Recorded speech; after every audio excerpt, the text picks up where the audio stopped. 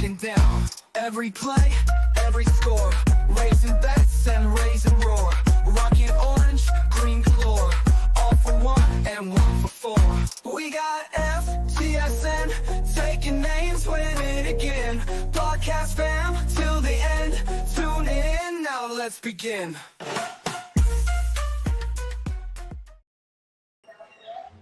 Hello and welcome to the CanesWear podcast on the FTSN network. So before we get started, subscribe, like FTSN network. Thank you to Bobby and his team for being an amazing group to help us out and become this podcast what it has done. So thank you very much. We are here with a star-studded cast. We have the we have the regulars. The guys, we got Brad Tejeda today on the upper left. We got Uncle Cliff, Mando, and special guest, John Michaels. Welcome to the show, everybody. It's a great day to be a Miami Hurricane. As Brad has just informed the world, we are ranked number 6 in the country right now, which is awesome. 3 ACC teams are in the top 12, which would be incredible. Everybody talks about how bad the ACC is, and here we are. We may have 3 teams in the top 12. I think I saw a stat that the Canes have the second in the nation in beating the most bowl eligible teams this year with 4 wins. They talk about we don't play any competition. I mean, we cleaned house with Wake Forest. Thankfully, none of us were worried at all that game. It was just nice and smooth. It just, there were no worries at all. Cam looked great, of course, like usual, and we just looked fantastic all the way along the line. And maybe we had a hiccup or 2 along the line, which we'll discuss. But great win. Defense seemed to show up in the second half. If they can play that way the rest of the season, this is a different team. So just pumped to be a Cane fan right now. So great to be on the show. Thank you so much. One other thing, leave your comments today. We're going to award one person with a great comment today for a $25 gift card. We may do some other special things. There's a big CanesWear Thanksgiving special coming up starting in the morning. I'll explain that as well. So welcome to the program. Brad, take it away. Yeah, like you said, man, we got our star-studded cast here tonight. We got the regulars, Brett, Cliff, Mando. I even see Connor in the background just joined us as well. Shout out to Connor. Yes, sir. Yes, sir. We got the legend himself, John Michaels, who's been doing excellent work over at ESPN Radio. Make sure you go check out his new gig. He's been doing some amazing stuff over there. But yeah, I mean, Brett, like you said, ranked number 6 in the country.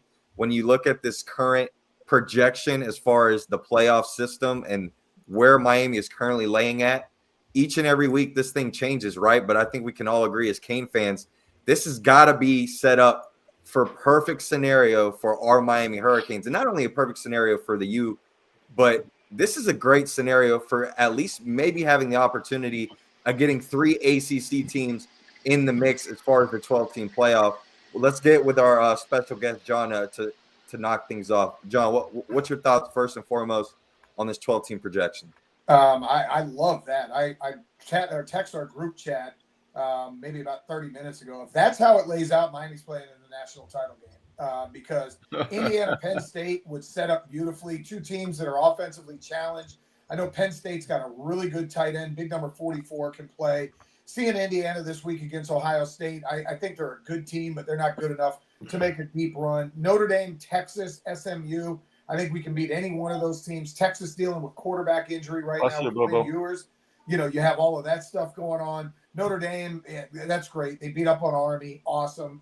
Shout out to Army for all the kids that play there. But I look at that side of the bracket and go, man, if we can make this happen, we got a real chance to be playing here in Atlanta on January the 20th.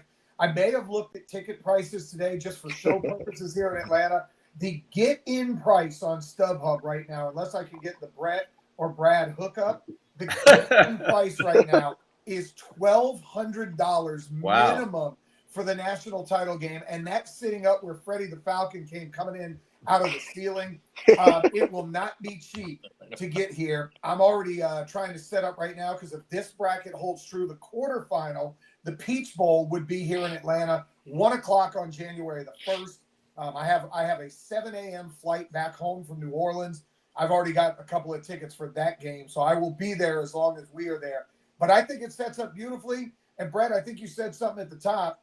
3 ACC teams in. Suddenly we don't see the SEC ass-kissing going on when you lose to 7-loss Kentucky and you get your ass whooped by Florida and you lose on the road to terrible Oklahoma. They can't kiss your ass any longer, and I love every bit of it. Mando, we got our guy Mando who's been on a Absolutely. roll for bets and props. Make sure you guys follow him as well on X. Every time we do a pet bet or prop play on this show, Mondo's been almost 100% lately. So Mondo, take it away with your projection on this 12-team playoff. You think John was fired up? Just a little. Yeah, I mean, Brad, like you said at the top of the show, this Saturday, 3:30 in New York, it's a playoff game. Forget about the playoffs that you're showing me on the screen. Mm-hmm. This Saturday's a playoff game because if we lose Saturday, we're done. So they got to bring it this Saturday.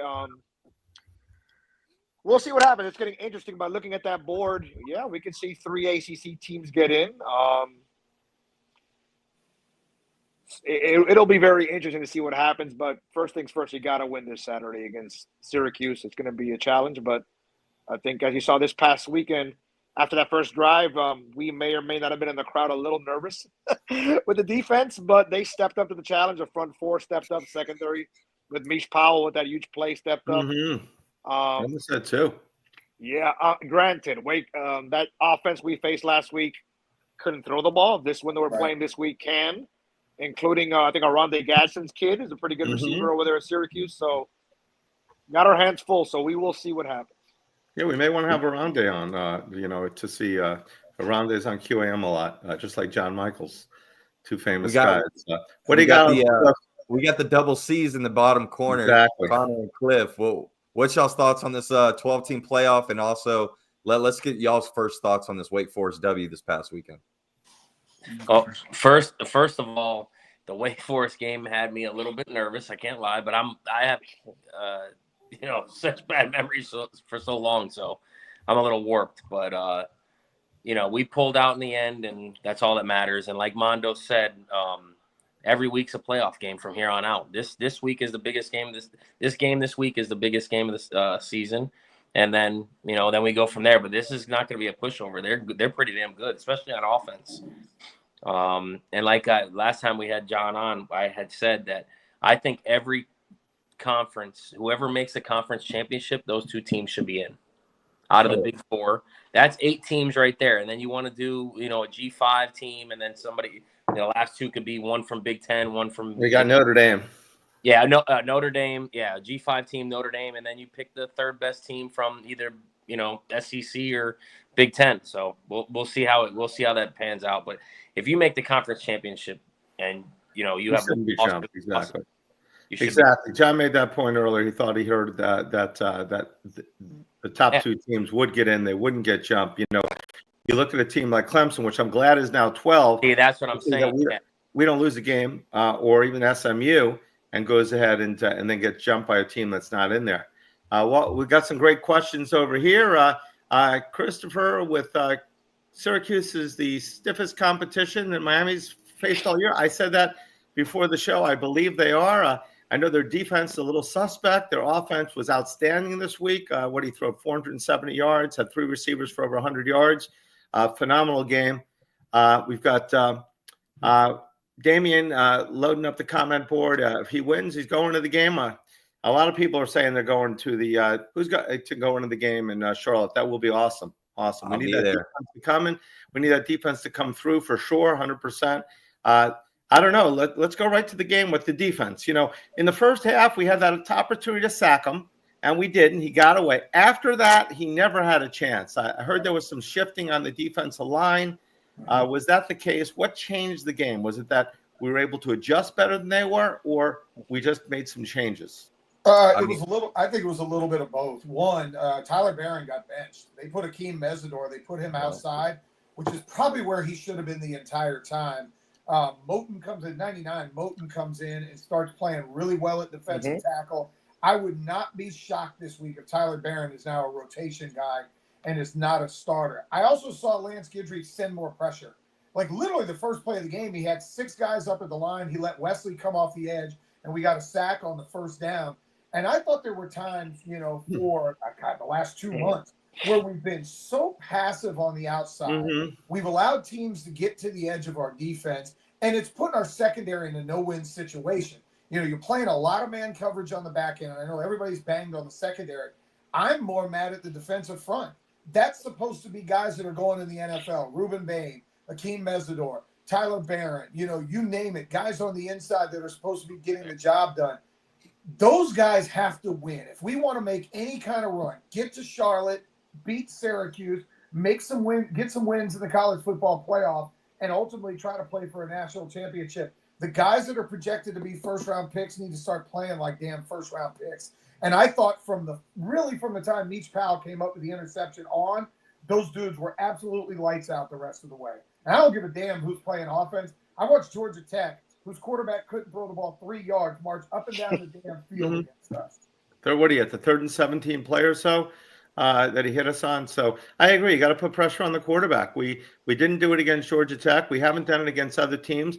We need to help out the secondary. Meach Powell made that great play. It was slow motion one from where I was sitting. And then he had another opportunity, another one right in his hand. So he was playing good coverage. But if the defensive line is, and if we have 5 or 6 guys going, I know it puts us at a little disadvantage. But with their speed, and if they can get to the quarterback faster, it's going to make everything much better. More turnovers. I mean, we don't get enough turnovers this team. We don't need the turnover chain back, I know. Even though it is good for sales. We don't need the turnover chain back, but I mean, we need to make turnovers. And the way you get turnovers is putting pressure on the quarterback. Yep. Listen, I mean, first and foremost, the defense as a whole was relentless. And you want to talk about the accountability. John talked about it at the beginning, right? Guys like Tyler Barron, guys like Deani Hills, some of these guys on the defense side of the ball that offense opponents would literally key in on. Even a guy like Kiko Mano, who had one of his best performances as the Miami Hurricane. That's the accountability that you're wanting from a defense, not only from your staff members and Lance Guidry, but from the player standpoint, right? You didn't see a guy like Tyler Barron after the game pouting or going on Instagram saying he's hitting the portal or he's out for the year. He's going to end up declaring and going to that Senior Bowl, right? Guys are still bought in, and yet necessary changes are being made. And I think first and foremost is this, right? Cane fans, you had every reason to shout on the top of your lungs that Lance Guidry and this defense needed to step it up, right? You had fans out there already wanting to fire Lance Guidry. Well, I need those same fans. To praise Lance Guidry. And that was great. Whoever put that tweet out there, that was phenomenal. That X post, was that you, Brad? That was phenomenal. Guys. Look, you're going to come with your cancel, come with your praise. Look, listen here, right? After that first drive for Wake Forest, you saw the miscommunication very early in our secondary, which led to the big play. Everybody was holding on to their breath like, oh, my goodness, here we go again, right? Then the next drive, Damon Claiborne, literally the only guy that we kept talking about on the show, about the only guy you needed to focus on Wake Forest. What does he do the first drive as a running back? What does he do at special teams? He starts to create fits for the defense. What do? We settle in, and after that first touchdown on special teams, we had Wake Forest to 0 passing yards in the second half, 40 total yards in the second half. I'm talking about drives where this defense held Wake Forest's offense to interception, a 3-and-out, a 3-and-out, a 3-and-out, a punt, turnover on downs, 3-and-out, turnover on downs, and 3 plays to end the game. That is the execution you're wanting from a defense, because I don't know about you guys, but we knew throughout the season that there were going to be opportunities where maybe our offense wasn't going to be that A-plus offense we've seen all year, but we've never seen that defense have that A-plus performance, right? And going to the end of the season, if you want a defense to start to get a little bit of confidence, this was the game to do it leading up to a Syracuse game that you know is going to throw the ball, that you know is going to test your secondary. And this was the perfect opportunity specifically for our defensive line to look like the defensive line we had against Florida, because when we're hitting on all cylinders, there's not a team in the country could beat us. Absolutely, 100%. Yeah, like John said, Moulton was huge, because if I never thought I'd say this after the GT game, but in the third quarter, our offense was scuffling. I don't even think we scored in the third quarter. Our defense, in essence, saved our season because and we were in the crowd saying, like, man, this defense is really stepping up, and we ain't scoring. So yeah, goes with that. With everything you nailed it, Brad. That third quarter, early fourth quarter, all second half. The defense was... Mando got so excited he jumped out. Cliff, you got anything to add? Cliff, you got AT&T service went out the window. Cliff or Connor, you got anything to jump in on? obviously I'm one of those people that want to get refired, so I'm definitely not going to lie about that. But I feel like everybody says that he did more with less last year, so you kind of had very high expectations on the defense this year. So it's kind of sad to see the defense not really hitting those marks that they did last year, but it's also good to see that they have that potential to be able to, hit what they need to hit to be able to win games, especially if like Cam and offense are out of a groove for a little bit and stuff. They got to be able to step up and have their Heisman quarterbacks back, so even though he got snubbed today. So Great points there, Connor. He did get snubbed. yeah, he did get snubbed. I didn't We need to sue somebody, whoever did. Yeah, we can get into that, but I will say in this game a couple of things. We had that pass taken away from us, that touchdown. I didn't see the penalty. I looked at it a bunch of times. It looked like it could have been what they call offensive interference on Restrepo. Is that what it was? Called a pick on It was on Jacoby. Jacoby George. It was on Jacoby. But that was a bullshit call too. It was a bad, but you know what? These refs are known for not only against us, against everybody. If they're not making calls, they're not making. If they're not making bad calls, they're not making calls. They're making it in the NFL. They're making it in the NCAA. They make them for us. They make us against us. But you're right. They should just let everything go. Holding is allowed. Pass interference allowed. It's just a new. If I was starting a league, that's what I'd have. It's the all rules go. But one thing that I think the biggest turnaround in the game, the reason we were ever out of this game for a second in our minds that we may lose or may not blow them out like we did, is the kickoff. We took the lead and it looked like, okay, we're on our way. And what is it going to, whose call is it, John, to kick the ball out of the end zone? Is that Mario's call or is that the kicker can't get it out? He should be able to kick it out of the end zone every time. Yeah, and he normally does. So I don't know if it's, maybe he mishits the ball or whatever. I know there will be times that the coaches will say, hey, let's try to pin him down in a corner and get a tackle. Because now with them starting at the 25-yard line, I think there's times they're saying, hey, if we can get down there. And the problem was we just missed him. We had him tackled at the 15-yard line, and a guy airmailed the tackle, and all of a sudden he breaks loose and the kid can absolutely fly. I'll go back to what Mando was talking about. Thank God for our defense because, offensively we rolled the first two drives. Should have been 14-7. Instead, it's 10-7. And we get the pick six after a 17-play drive that they have. And then our offense just for a quarter and a half is just stuck in mud. And it was, X has a fumble. He never fumbles the ball on kind of a fluky play. We had third down situations where we missed. I thought Cam got a little bit greedy again, doing his typical Cam, trying to flip one back across on a tight end screen that they had run perfectly. And all of a sudden you throw an interception. You had another one where he rolls out right. He's got Fletcher in front of him. He dumps it to him. He walks in the end zone for a touchdown. Exactly. And then all of a sudden, really the turn offensively is they realize, wait a second, we can just run the football. And now we're going to make it easy. And we put in Jordan Lyle. He has a monster play. Fletcher had a huge run. I actually saw some different designs in run plays. Yes, we did. We ran an RPO draw, which I've never seen us do in the couple of years that Shannon Dawson's been here. And once the run game got going, suddenly wide receivers were butt naked open.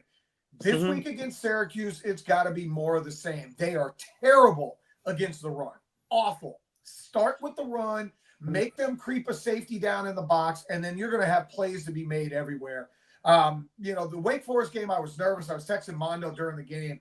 Shitty part, I had to work. So I'm doing play-by-play of basketball. I've got my iPad up in front of me. It's probably the worst play-by-play I've ever done because Miami's doing plays and I'm fist pumping, and the people that are sitting next to me are like, "We just turned the ball over. Why are you so excited?" I was like, "Miami's on the TV, so what do you want from me?" But it was hard because I'm trying to watch the game. I'm like, "What is going on with our offense?" But two drives in a row, I think Wake Forest got it in plus territory. And our defense didn't give up anything. We have back-to-back sacks on a third and fourth down. And it was that moment you said, okay, whatever they had wrong for about 5 weeks, maybe it has been fixed. Because even Florida State looked better offensively against us, even a game that we dominated.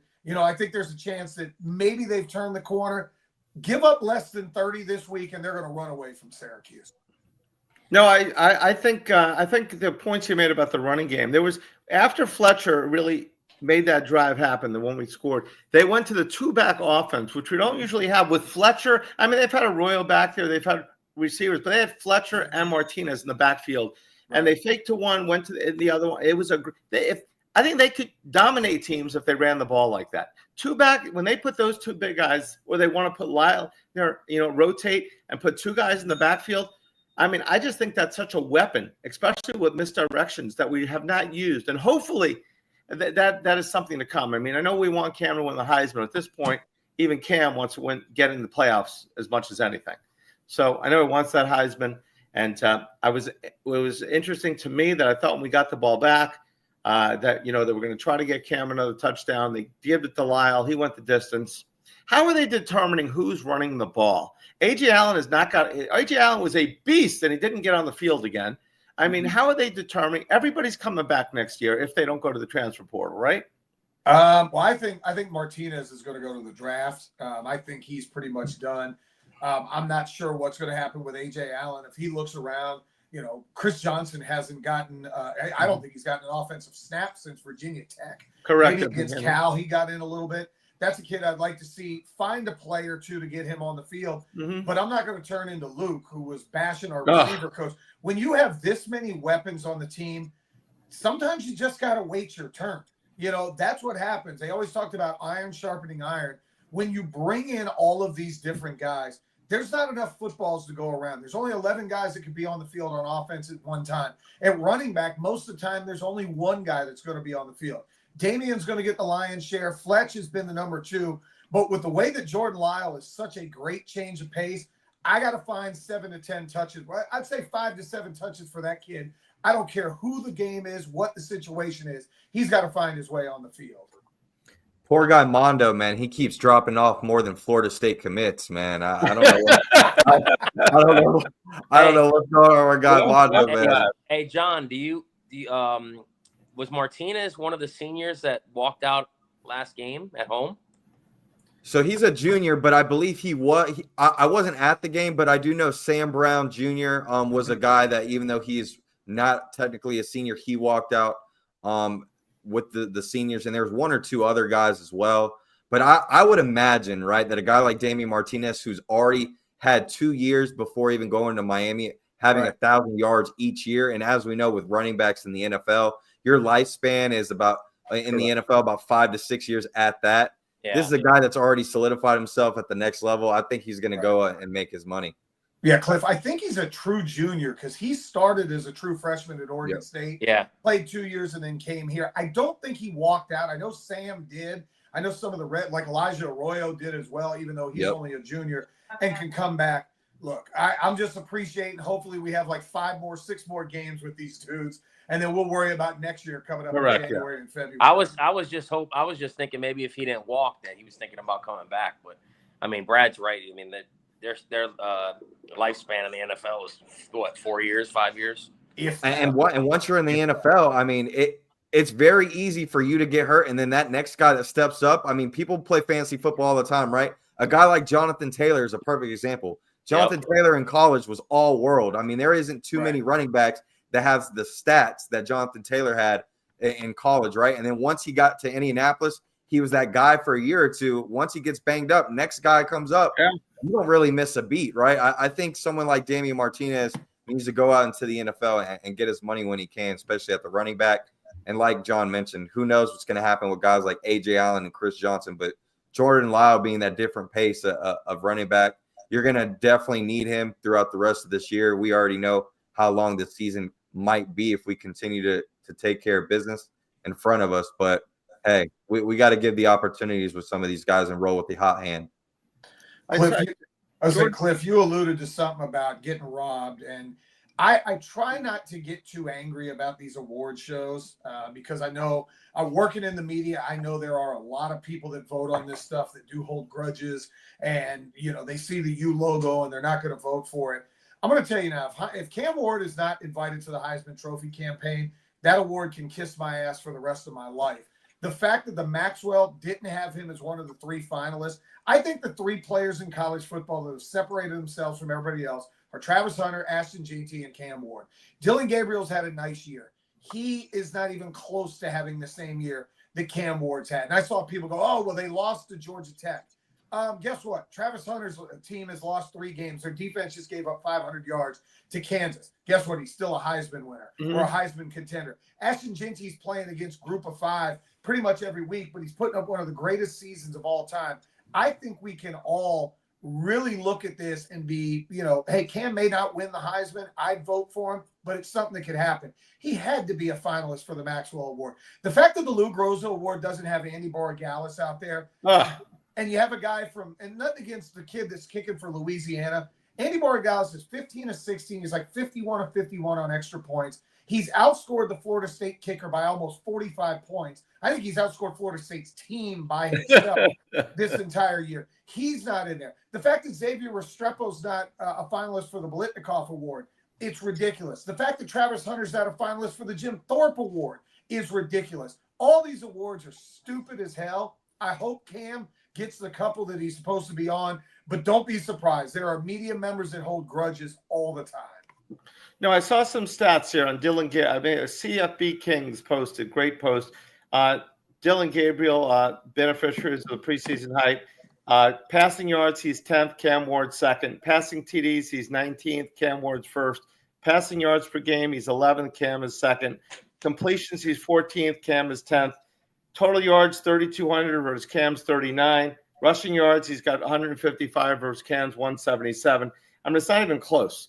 And how can you go ahead and those teams? We don't know if the defense in the ACC are better or the defenses in Oregon's division is, but it doesn't make any sense whatsoever that Cam would not be the guy. Did you say Hunter is not in the Jim Thorpe Award? No, Deion Sanders came out today and literally said, I'm going to give him my Jim Thorpe Award because it's ridiculous that he's not. He's the heavy Heisman favorite, but he's not in the Jim Thorpe Award. He's the Maxwell Award possible, but he's not in the – that makes zero sense. None whatsoever. And, John, you nailed it. I agree with you 100%.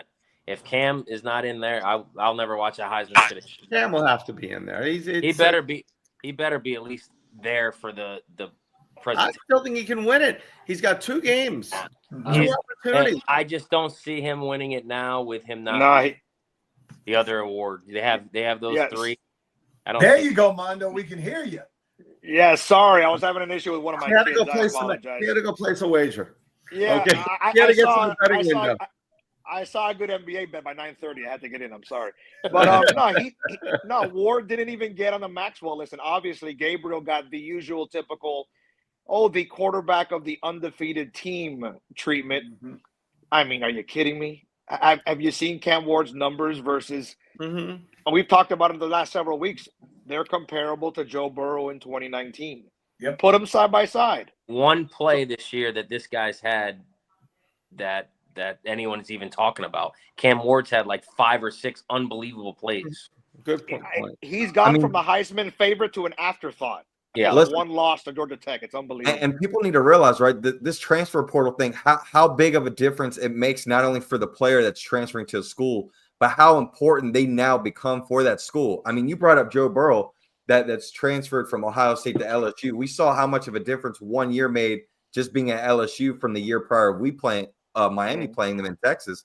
But then a guy like Jaden Daniels, right, another guy that ended up transferring to LSU, right, and you saw what he was capable of doing in just 1 year at LSU. Cam Ward is literally on pace, stat numbers, and everything, doing exactly what those 2 guys are doing, and yet he's not getting any of the love that those 2 guys were getting. And it just comes back down to this, guys.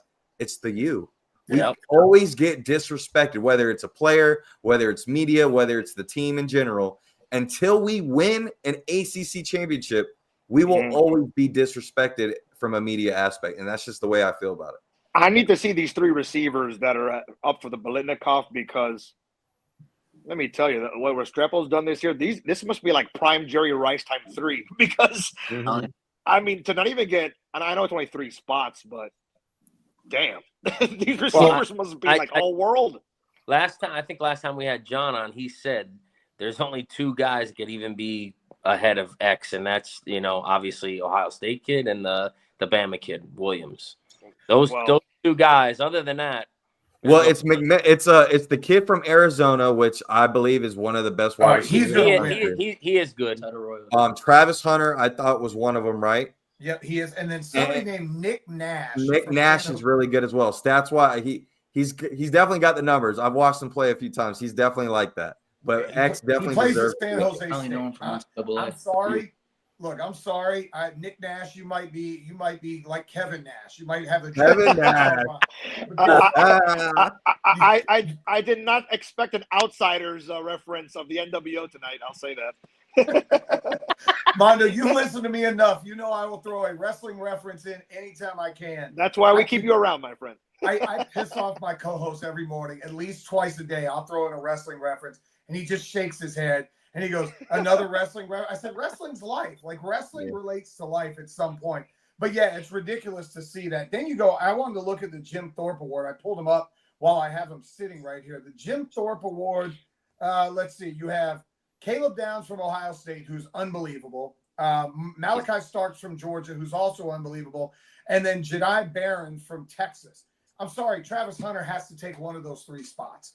I don't care who it is. One of those dudes has got to go. But again, this is what ends up happening. But is Travis Hunter getting all the pub on the Player of the Year and the Heisman because of his dual positions? I mean, is he a better receiver or a better cornerback? Boy, that is tough. What he did last week against Kansas at wide receiver. If they really made, and Colorado is like us, they throw the ball to everybody. Shador is really good at spreading the football around. I think in the NFL, his best position is corner, but he's already openly said he wants to play both ways in the NFL. He may want to, but it's a whole different world than Colorado. I mean, in the NFL, he's going to be playing the best of the best receivers. He's going to be playing, when he's a receiver, he's going to be playing guys that hit him. It's, he's going to play linebackers. It's, as we all know, it is not the same. I mean, but hold on a second. Brett, can you think of the possibilities? We can bet on this guy receiving yards over and tackles on defense. Do you love it? You can have maybe a combo bet, This guy's a sicko. Target? Oh, my God. Baby. The guys on Instagram were like, yeah, imagine Travis Hunter playing against Tyreek Hill in the next season. Yeah, this is like a step up. This is like a step up from Taysom Hill at the Saints, right? Where you can have him at quarterback or receiver. Yeah, I think he could do it, but I don't know how long he's gonna longevity-wise. I don't know how long he's gonna be. He could play defense full time and then just go in on some packages wide receiver maybe. Who was it? Wasn't the Michigan receiver? Who was the Michigan? Who was the Michigan player that played both ways? Charles Woodson. Yeah, but Woodson almost never played receiver in the NFL. I don't think that he ever did. I don't remember him ever.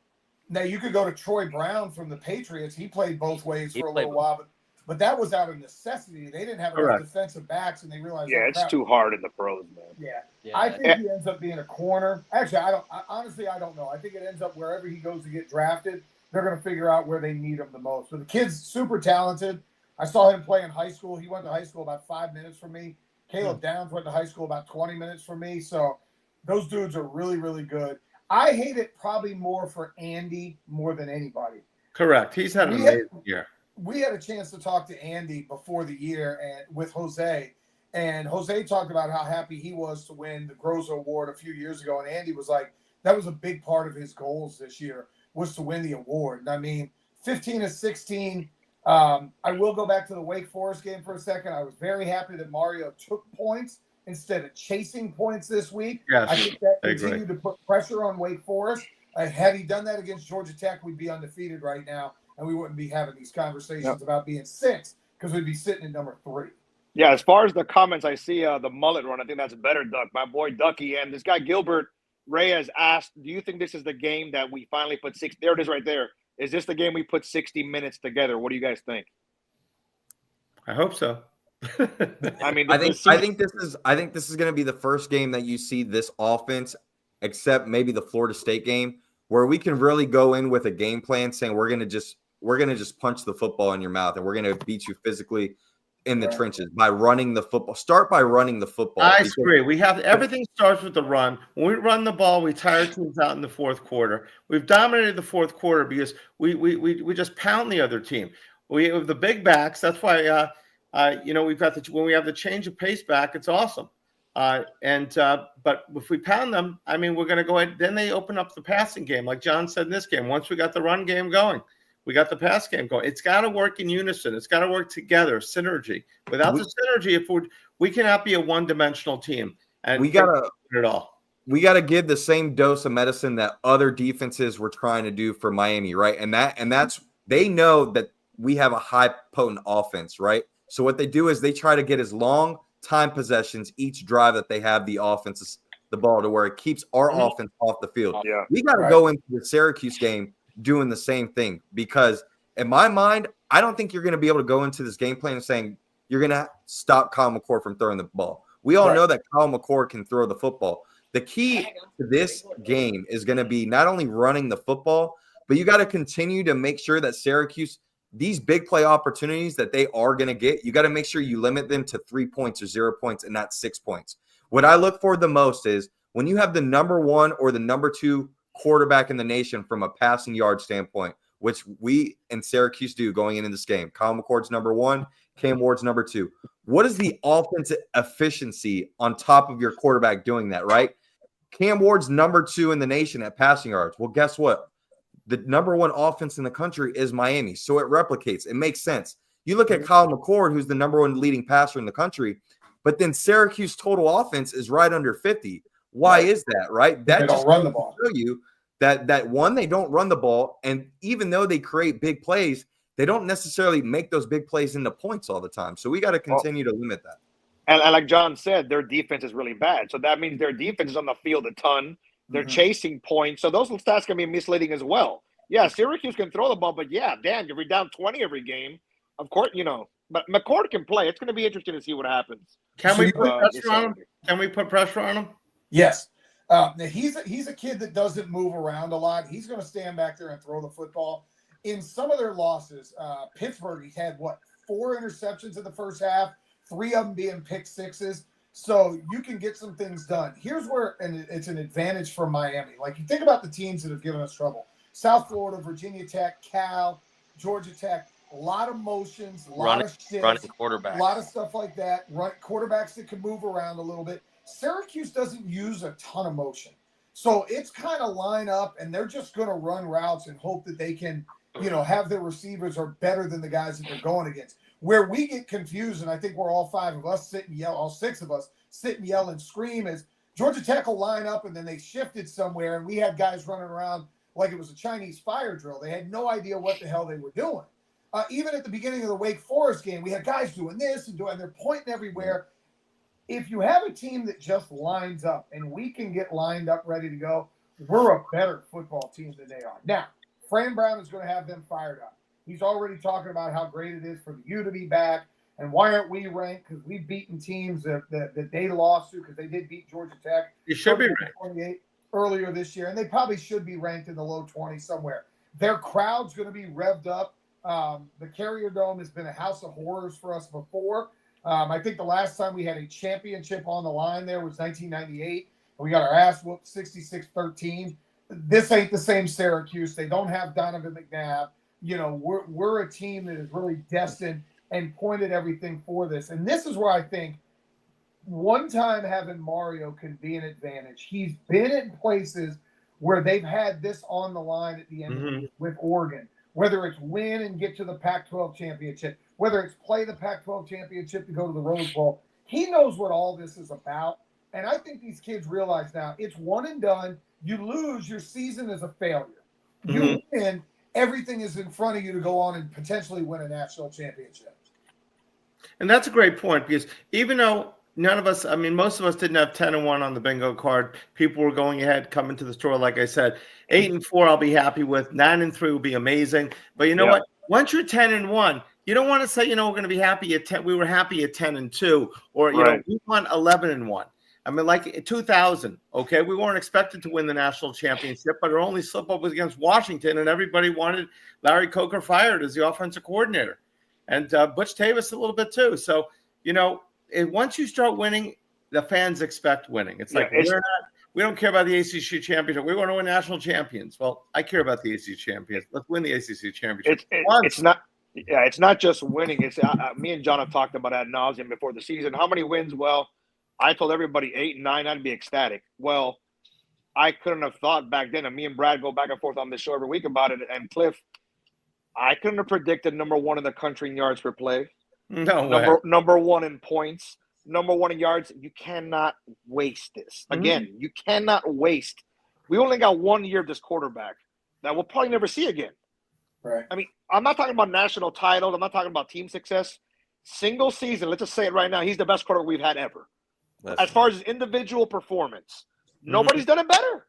Hey, this is Who's the playing better colossal. than Hey, this this guy? is the colossal clout, the great Bambino type stuff right here. Yeah. This is a guy that you got to make sure you live up to the expectation. I think the greatest thing about all this is he doesn't care about the media. He doesn't care about the No. awards that we just went over. He said it in the presser in the interview today, right? This is the championship game.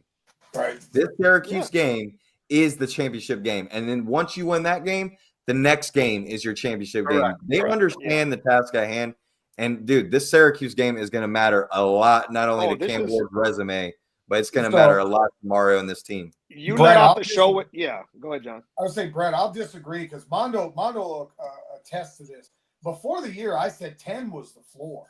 Anything less than 10 was going to be an epic failure. Looking at this schedule, you know, I know people thought FSU would be better in Florida. I said 10-2 was the absolute worst, and I thought we had a chance to go undefeated. 11-1 now is the only acceptable answer. If you go 10-2 this season is an absolute failure because Cam Ward's going to be gone. Damian Martinez is going to be gone. Xavier Restrepo is going to be gone. All those defensive players are going to be gone. You go 10-2 and you miss the playoffs. Think about what that bowl game is going to look like. You're going to have 30 no one's teams playing. out. Correct. Nobody's playing. Nobody's, and rightly so. So you have to win this week. Yes, and Mario has to preach that. Correct. I don't care if it's bring Michael Irvin in, bring in Danny Stubbs, bring in Steve Walsh, you name an all-time great. They need to talk to these kids this week and have them understand your legacy for 2024 is on the line. If you want to be remembered as one of the great teams in Miami history, you better not lose to no fucking Syracuse. I'm sorry. You can't let fucking Syracuse and Jim Boeheim and his 2-3 zone beat you. I know that's basketball, and he's long retired. You cannot lose this game this week. Oh, I thought you were going to drop a Derek Coleman reference on us there for a second. DC was a hooper. Oh, man. But this is definitely a must-win game. This is it. And, you know, when Cam, after we beat the Gators, I mean, he said when they interviewed him, all I care, I'm gonna think about this for 30 minutes, and then we've got to beat Bethune-Cookman. It's all about he's focused on the next team. I mean, probably one of the biggest knocks on him is too relaxed in college. Right. I mean, when he's got everybody running around there, and he looks like he's having a cup of coffee. I mean, he's just waiting. Probably one of the biggest knocks is he waits too long to throw the ball. Sometimes he's just so calm instead of just wanting to get it. He never rushes a throw. No. So, and he doesn't rush his thoughts either. So I think, he knows it. Mario knows it. X knows it. I think these guys know this is a must win. We just have to take that crowd out early and just put them away early. We can't let them sit around in this game. Because once we allow them, like USF was scary, we let them be in the game. We let these teams be in the game. You know what? They got a chance to get the crowd on their side and beat us. We have to be firmly ahead and quickly. Guys, while I have you all, this is the CanesWear podcast. And it's before Brad steals the thunder on me. CanesWear is the Spot Miami fan shop. And this is Tuesday, 2 days before Thanksgiving. So tomorrow we will start our Thanksgiving Day sale. We're going to have sales up to 60% off just about all the store. Not everything's going to be 60%, but there will be some items, but everything will pretty much be on sale. So you'll have your Canes merchandise will be on sale, your Dolphins merchandise, your Panther merchandise. Inter Miami is going to be on sale. So your Messi jerseys are going to be 50% off. All your Miami Hurricane stuff is probably going to be 25% off. You've got a lot of sales. We're going to do that Wednesday and Thursday. We're closed on Thursday. Friday, it's going to be a similar sale, but we're going to have something special if you come into the store or you order online. We're going to go all the way through to Cyber Monday. We're going to be giving out some gifts and a bunch of other things. And speaking of that, everybody that's on at the end of the show today, we're going to pick one winner, and everybody else that commented is going to get a $10 gift card too. You're just going to have to go ahead and send a message to Brad or CanesWear to go ahead and we'll put you in. So everyone's going to get a $10 gift card, good anytime, and winner is going to get a $25 gift card. And that's a thank you from CanesWear for being such an awesome CanesWear family. I see Gilbert says he's waiting to pull the trigger to Charlotte. This is where I'm lucky, living 3 hours. It's locked and loaded. Once we win, about 7 o'clock, I'll be calling Brad. I'm gonna say, all right, where are we meeting on Saturday? I know you're going up. Where are we meeting on Saturday in Charlotte? And me and Carnell will be making the drive up from Atlanta, heading up that way. Wifey's already given me this. I can say, Mando and I are lucky. We may have the 2 best wives in the world. My wife literally says, she goes, if you guys go to the ACC title game, she goes, just take Carnell. She goes, you guys are bigger fans. And then for the Peach Bowl, she was like, I know we're supposed to be doing family stuff in New Orleans. She goes, take that 7 a.m. flight back to Atlanta. Wow. She goes, I know. I said, I'm not missing. I'll miss family. I will miss family time if we're in the college football playoffs, period. Kids understand. And the Father of the Year award goes to. Hey, they'll get Christmas presents. They'll get Christmas presents. They'll get some stuff from Caneswear. I got to get everybody new hoodies because it gets cold this time of the year. They'll understand. They know I've been waiting 20 years for a year like this.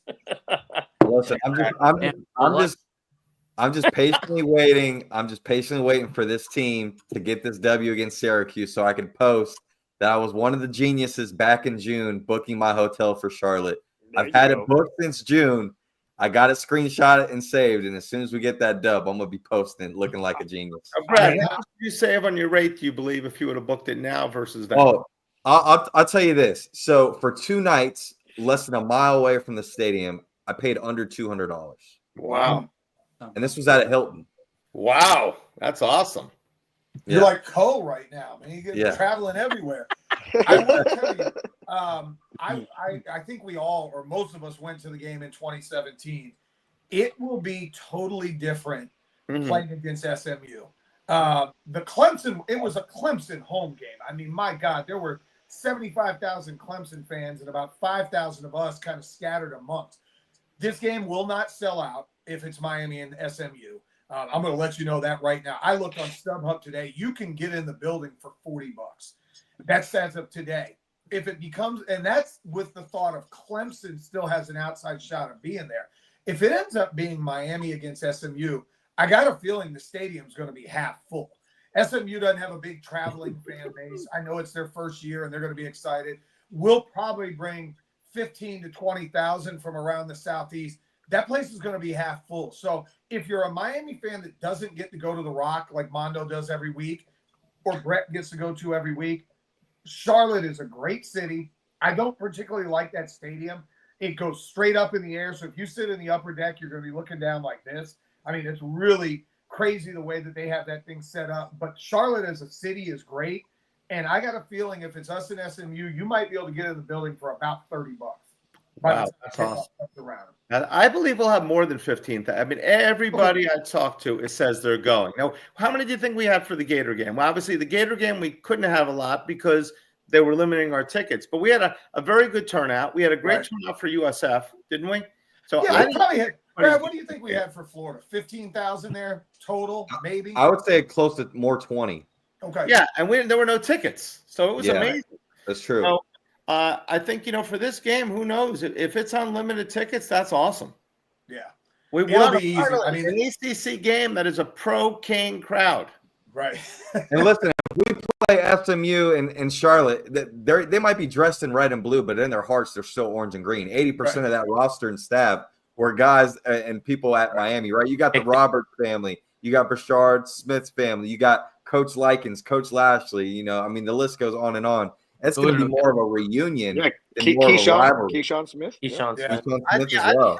I think they'll draw better than we think because, I mean, they do have a pretty big following, and I know it's their first year in the ACC. We'll see. I mean, I hope the stadium is packed. I hope we get there. That's number one. If we're not there, I couldn't care less who goes. I mean, I love Thanksgiving, but I can't wait for Saturday. I want to see how we show up on Saturday and just kick their ass. Like, let's go already. All I can say, Mando, I'm thankful, and there's a lot to be thankful for. I am thankful that game is not an 8:00 at night game. I wouldn't. 3:30 is going to be hard enough. Like, I'm going to have to go do an hour or two in the gym. I'm going to be pacing back and forth. I'll obviously watch Michigan, Ohio State, which will be fun to watch at noon. But 3:30 is going to be hard enough. If that game would have been 8:00 at night, I might not have been coherent by the time that thing kicked off. It just feels like without everybody thinking it's going to be a shootout, like, let's just win that coin toss, go up and down the field, take an early lead, and just jump on it from the jump, man. Let's go. John doesn't know if he's stress drinking or just excited drinking. Take a shot every yard. Take a shot every 15 minutes till the game. Every yard. I'm glad it's at 3:30 as well, because my son's birthday party is at 12, so I'll be able to focus on his birthday party before the real party, and I'll be treating him like a 5-star recruit at Florida, and I'll be taking him to Dave & Buster's. It's one of the top spots in Gainesville, right? So you might as well take him where a 5-star at Florida could go. I can imagine Brad on the phone with them making reservations. Sure, we only have 3 o'clock available. You better make it at noon, or we're gonna have a problem. He's gonna clean that place up in no time to get home. Party's over at 2:45. Party's over. Everybody, get out! Get out! See ya.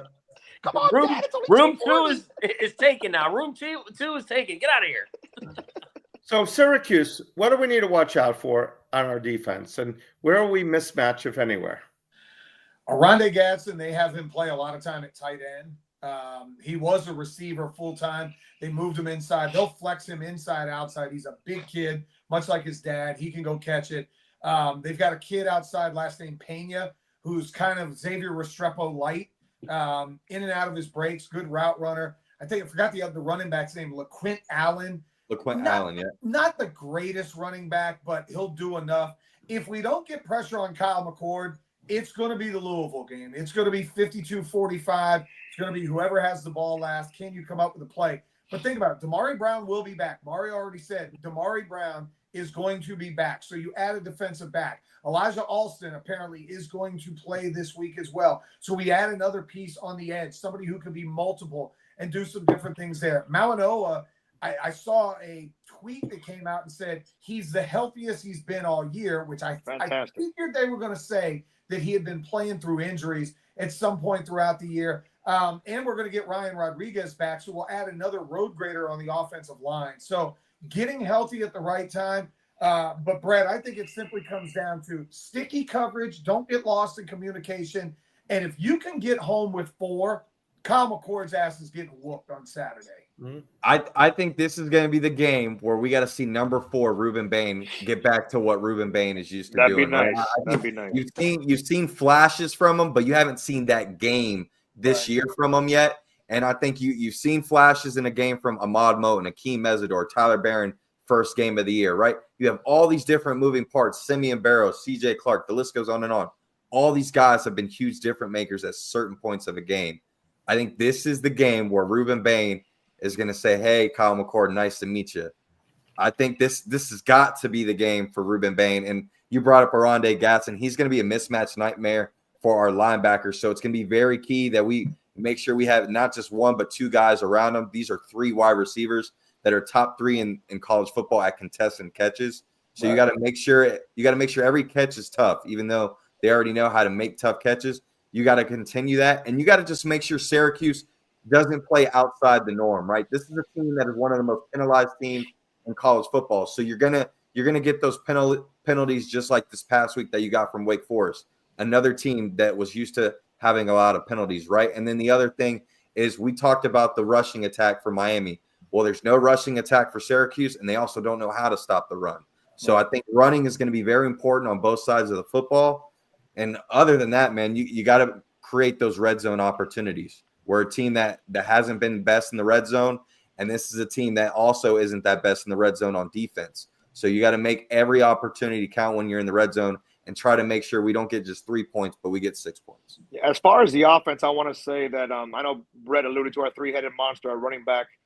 We saw against Georgia Tech in our first touchdown. We saw it last week. He was wide open, and Ward missed him in the second half. I would love to see Arroyo get like 6 to 8 targets and just unleash. Because I think he's a mismatch nightmare. I don't care who he's playing against. And I get it. We got Restrepo and Horton. There's only one football. I understand. But it just feels like at some point, this guy can have like a monster game. Correct. They can hit him every time. I don't think he's coverable. I think he's a mismatch. I don't care who he's playing against. Right. I mean, it would be nice to see the guy get like 5 for 80 and 1 or just go off, you know? So who do you think is gonna have the big game for the Canes? Offense, defense, special teams. I'd love to see Chris Johnson return one all the way. I mean, he was close a couple of times, but he's really seems like everybody returns them all the way on us. It's been a while since we've returned one. Who's going to be our guys that you can look for on offense, defense, special teams to make the big difference? I'm gonna keep it simple, and I'll let you guys go. We talked about the awards earlier. No Maxwell for Ward. No Bolitnikov for Restrepo. Restrepo's a senior. You got to take this personal. Like John said, can you imagine losing and then going to like the Blue Bonnet Bowl or the Pool and Weed Eater Bowl or some crap like that? It'll feel like the emptiest. I know how I would feel. Right now I'm ecstatic with 10 wins, but I'm going to be blunt. Like, I'd be disappointed. Anything less than making it to Charlotte is a disappointment with this offense. If we were like a middling of the road offense and we got into 10 wins somehow, hey, overachievers, great season. It won't feel like that if we lose Saturday. It really will not. Mm-hmm. So, John, who you going with, offense and defense? He's going to win the Heisman this week. Cam's going north of 400 yards. All right. That's what I want to hear. Mark it down right now. The kid he's got ice in his veins. I mean, he had 200-something yards in the first half against Wake, and then he was a little bit off, and he still went for 280 and accounted for 3 touchdowns. I'm saying about 415 through the air, 4 tutties. I think Miami's going to put up 40-plus points. Simply, it's got to be Cam Ward. He's the best player you have. On the defensive side, I'm going with Darryl Porter Jr. I think DP is going to have to, and he almost had a pick the other day on a cover 2, kind of some trap coverage early on in the game. I think DP is going to be outside some. They'll probably move him all over the field. This is a game, if you watch Kyle McCord when he threw the picks against Pitt, he's going to give his receivers chances to make plays. That also is going to give our DBs chances to make plays. I think DP comes up with a monster game this week. I like it. What do you got, Cliff? All right, Connor and Cliff, the CC group. I say I'm going to go. Xavier Restrepo. Oh, sorry. No. Good. That's my guy, though. I can't lie. I know. We love X. I'm going to go Martinez, and I'm going to go Wes on defense. All right. I think we're going to run the ball a decent amount this game. For me, I'm going to go with X, obviously. X is going to go off in his final regular season game. And then for defense, I'm going to go with my boy OJ. I think he's going to nab a pick next week. We stop McCord, we win. Simple as that. I like it. Brett, what you thinking, Brett? I think Cam, people are not talking about him much right now. I think he's going to have a great game. I mean, I think we're going to put up a lot of points this game. I mean, I was first nervous about the 10.5 spread. I thought this was ridiculous, but I think this is the kind of game we need to flex our muscles on offense. I mean, this game we scored 42, right? But it didn't seem like we got the defensive touchdown. I think Cam is going to have a monster game. Excuse me one second. That's Adidas. I thought he's fine. I said all good, and I thought he said it was important. He said yes, but it was yes to all good, which is a big difference than is it important. But anyway, shout out to my son Garrett and Matthew for watching. But I think Cam's gonna have an awesome game. I think Restrepo. I just think we're gonna have a lot of guys. I mean, it was kind of a trick question, because I think a lot of guys. I want to see more of that 2-back offense. I want to see Fletcher and Martinez. I'd like when they fake it to one, go to the other. It's just so much we can do instead of that plow up the middle. I mean, maybe that was your test. Let's let every team think that we're only going up to the middle. We know we're going to get to the end of the season. We know we're going to get to the ACC championship, and then we're going to have a different offensive plan. Maybe that was the goal all along. But I think Cam is going to have a good game. I'm looking for Martinez to bull him over and have a big game as well. I think on defense, I think Ruben Bain. I mean, he's got to step up. I mean, Messidor had, when he was replaced in the offense, I think he did great. And I think Powell's going to have back-to-back good games. I think he's the kind of guy that feeds off the energy of that game. He seemed like, okay, he was against the Gators early in the season. He looked awesome, and then he disappeared, just like Kiko. Kiko got 12 tackles. So let's throw Kiko in there too, okay? So I think this is going to be the game we put it all together. I don't want to shoot our big load here and go ahead before SMU, but I want us to lead that into that game and say, hey, we are the team to contend with. That's my thought. And Mario better have a good game. Yes, for sure. Definitely need some good execution. Make sure you don't waste those timeouts in critical situations. Ruben Bain's my pick on defense. I think I said it before in the show why I think he's got to have a big game. On offense, I got to go with Damian Martinez. I think when you look at the Syracuse defense, once again, we've all kind of harped on it. This is one of the worst rushing defenses in the country. They played Boston College a few weeks ago. I don't even know any player on Boston College, but I could tell you this. The Boston College running back had 200 yards and like 2 or 3 touchdowns. Oh, Kyle Robichaux. So if he can do it, there ain't no reason why Damian Martinez, Mark Fletcher, Jordan Lyle, A.J. Allen, these guys can do it. I think one of these running backs, by that second or third quarter, they're going to have their own highlight reel after this game. It's going to be the beast mode 2.0 all over again. Now, if we have a game, we have 500 total yards, let's say, and we dominate. I mean, let's hope it happens. Does the team, I mean, let's just say a team does that. Do you feel like now they're coming in on a high and that's like that, we're too good? I mean, I know there's that fine line. We want to blow Syracuse out, but we don't want to. We want to know that this is not a 2-game season, but it is a 2-game season right now because we want to go into the playoffs on a roll at 11-1. So it's a 1-game season. I can't look to Charlotte until that clock hits 0, because you lose to Syracuse, the season's over. It doesn't matter. Bowl game.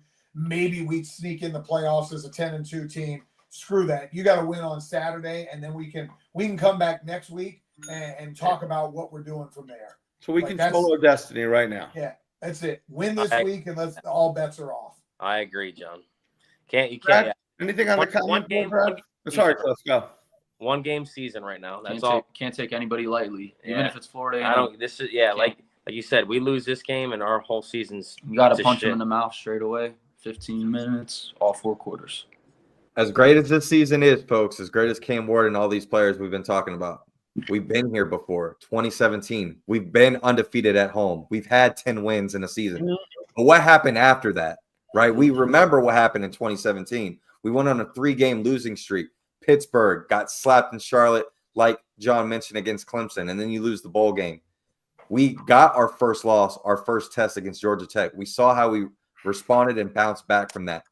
The key to this is going to be, are we going to see the defense from last week, or are we going to see the defense that we're used to seeing all season? I think that's going to be a huge key, not only for this game, but leading up to the ACC championship. And if we want to make an elite playoff run, we need our defense to be humming like the offense has been doing all year. Yeah. Gilbert says, pull the guards. Pull that, and absolutely. Belt to ass, punch in the mouth. Right? Punch in the mouth. So Jorge says, George says 600 yards.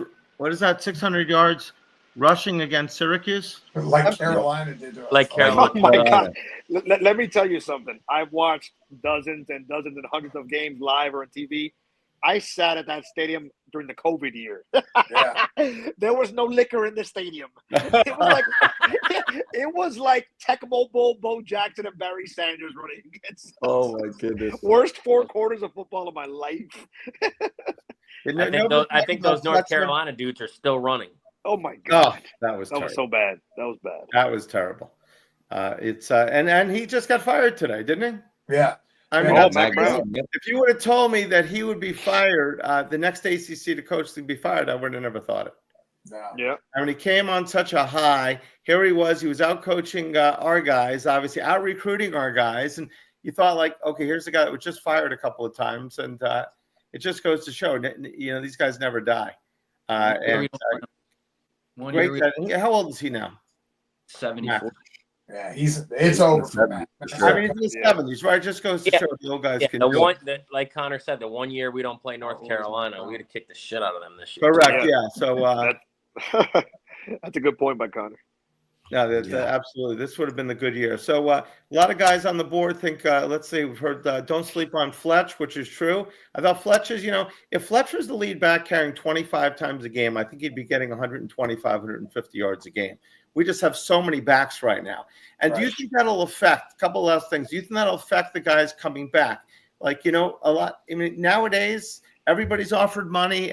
Every team has money. I mean, do you think lack of playing that we don't have a solid one back, that we got one and 1A, and then we've got, obviously, Lyle had a great game. I mean, AJ had a couple of good games earlier that people were saying he should be getting the ball. Chris Johnson hasn't touched the ball really much. I mean, it's going to lead. Hopefully someone does go to the NFL so we can have more guys back. And we've got recruits coming in too, right? Yeah. Pringle coming in. Pringle. One of the best Gerald Pringle from Armwood. Look, I'd rather have that than years that gone by where, you know, our number one back goes down and we're moving DBs over Correct. back. So give me 8 running backs. Who cares? You know what? And I hate to say no hard feelings if somebody decides to leave. It's the day and age of college football where guys are not going to sit for too long. I'll wish them best of luck. Like Brashard. We may see Brashard next week. Yes. I hated to see him leave. I'm glad that the kid is having an unbelievable year in SMU, and I hope we kick their ass next week. Like, that's it. You leave, cool. There'll be somebody else. The same way that people left, Damian Martinez came to us, Cam Ward came to us. I mean, look at all the transfers we have that have decided to come here. And I promise you, if you finish this off this week and next week and you're in the playoffs, the line of the transfer portal is going to be we're picking whoever the hell we want. And recruits. That's so true. That is so true. Great point, John. I mean, it We're goes not gonna both be ways. worried. Absolutely. We're not going to be worried about, oh my God, are we getting somebody from, you know, Middle Kentucky Tech? We're going to be getting the creme de la creme. Yeah. Let's hope so. What do we got, guys, for a prediction? Did we already give that yet? No, we have not. Oh, No.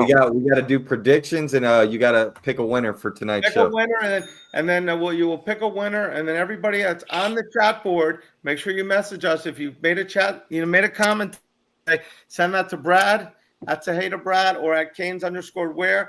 If you bought from us before, you're in a reward system, send us your name and your email. If you didn't, send us your name and your email. Tell us where your code. If you can tell us what your comment name is over here as well on YouTube, and everyone's going to get a $10 gift card, and Brad's going to pick out a $25 winner. We're going to go over the predictions right now. Go ahead, Cliff. Connor, take it away. I said earlier today that I say it's 45-42. Kane. For me, you guys are talking about like historical stats, like game breaking stats. I think we dropped 60 on them. I think it's 60-35. Wow. 60 to So 35. basically, that household is taking the over. I'd say. Yeah. Hey, put the bets Bro, in now. I want to put a camera down here to have you guys watch and me and Connor watch games together. It's wild, bro. That could be the CC podcast. Bro, last week he was tired. He didn't go to sleep at all. Then he went to my girls' basketball practice. He's sleeping during the game like this, and I'm yelling, "Get up! You're missing the game!" He's like, "Oh God, I can barely see." I'm like, "Get up!" I made him get off the couch, walk around. I made him a cocktail and said, "Here, just drink this. Just drink it to wake yourself up." I had an all-nighter. So, all right, we got our two. Who's next? Sorry. Mondo, let's get it. Yeah, last week I had it 41-20, so I'm going to be close this time because we're on the road. But with everything on the line, I think this defense will make the plays at times they need to make. I say 41-27. I will go with. I was looking at 62-21. I mean, first of all, I went into the show thinking about take the 10.5 points, Brett. You got to win one way or the other. The Canes win, and the points maybe get both. But I'm going to go with that. Oh, I love this guy. I don't gamble. Okay, I'm going to go with 47-21. Okay, 47-21. What is that? 68 points and a 26-point victory. 47-21, I'm going to say. And I would not be surprised if we get 60. I think we're going to put it together on offense, and I think our defense is going to come to play. I think I was very nervous before this podcast. Now I'm jonesing for the game. Thank you, John and team, for getting me so pumped up about the game. Not that these games mean it. Not that I don't have any, people say, you bet on the game, but I said, I got enough to lose every game. I mean, you win, we sell merchandise. We lose, nobody cares. All right. This game has scared me all along because the team could play offense, but I did get confident with what I saw last week. The subtle changes, guys getting healthy, players playing maybe more within themselves, the staff making some changes. I don't think Syracuse can stop us. I'm going Miami 48, Syracuse 31. I think we'll get enough stuff. I got a feeling it's probably going to be like 38-31 going to the fourth quarter. Things are going to be puckered up about this tight. Finally might pop out of there. But I think we pull away in the fourth quarter and win at 48-31. And Cam Ward, I almost called him Cam Newton. Cam Ward punches his ticket to New York and the Heisman Trophy ceremony. I love it. 41-28 Canes is what I'm going with. 13 points. He just did the Price is Right thing on me. The $1 more. You see that? Yeah. You like that? I go one higher. 41-28. That's crazy. Kane. This ain't right. Where's Bob Barker? 31-28. Yeah, but he goes up. Where's Bob? Exactly. Brad, we got a winner on the group before we do some final words. Yeah, we got a winner. So tonight's winner is gonna be Gilbert Reyes. Yes, sir. Royal is a beast. I was gonna say Gilbert. All right, Yep. all right. Gilbert Reyes has been chiming in All throughout right, the Gilbert. show. So we got Gilbert Reyes with the winner today. So make sure you hit up me or Brett on Instagram or X to get your $25 gift card sent your way. Yeah, give us your name. Give us your name, what you know, and email us the email. If you've bought from the store, of course, if you have, go ahead and give us that email for your rewards card. Everybody else has placed a comment. Feel free to reach out to Brad or me after the show and let us know. We'll get you a $10 gift card too. And thank you for being part of our podcast. Thank you for the excellent questions. Thank you to our super guest, John Michaels, and our great crew. John, tell us where we can find you. Tomorrow morning, 6 a.m., download the 680 The Fan app in the Apple or the Android store. You'll hear me 6 to 10. Weekends from time to time on ESPN Radio. It's just kind of a rotating guest. Not even guest. It's just rotating when my schedule is. But at John Michaels U, as you see, give me a follow there. I've tried to be good this year, so I'm staying as good as I can. We'll be talking about 7:30 Saturday night, making our plans for Charlotte. Cannot wait. Guys, it's been an unbelievable season, but we got 4 quarters of football left to make it even better. Absolutely. John, thank you for coming on the show. Your second time. We're going to send you a $50 CanesWear there gift card. Go. All right. Hey, Thank you all very right. much for being part of the show. All right. Brad, what do you got to pitch? Hey man, I don't got nothing to pitch, but if you're throwing out gift cards, I could catch something, right? No, no, but hey, no, Awesome. this has been a great, great crew as always. Having a pleasure, my guy John joining us again. Just make sure you guys hit that like and subscribe button. Any day you can catch us on the CanesWear Daily Podcast right here on the Fins Talk Sports Network. I hope to have a Syracuse rider in the next day or two. We'll do a Fan Friday, so make sure y'all pull up and hit that like and subscribe button. I remember Brad on the CanesWear Daily Podcast, right, Brad? Yes, sir. All right. Mondo, Cliff, you guys are taking care of this time too. Thank you very much for being our awesome super guest, super crew every time. And Connor, thanks for jumping in. We appreciate it. You guys got anything to add? Happy Thanksgiving to everybody. Yes, I was going to say that. Bless. Happy Thanksgiving to all of you guys and all your families, and let's kick Syracuse's ass. Absolutely. Happy Thanksgiving. Let's Happy be grateful no matter what, but we'll even be more grateful with a win. Listen, if you got orange juice in the fridge, take it out and dump it. What the hell is a Hey, this week, no juice. We don't need no juice. We got plenty of juice. Exactly. Take out the orange juice, replace it with apple juice this week. We don't want nothing orange this week unless you got green next to it. Go Canes. Exactly. Go Go Canes, baby. Canes. Absolutely, guys.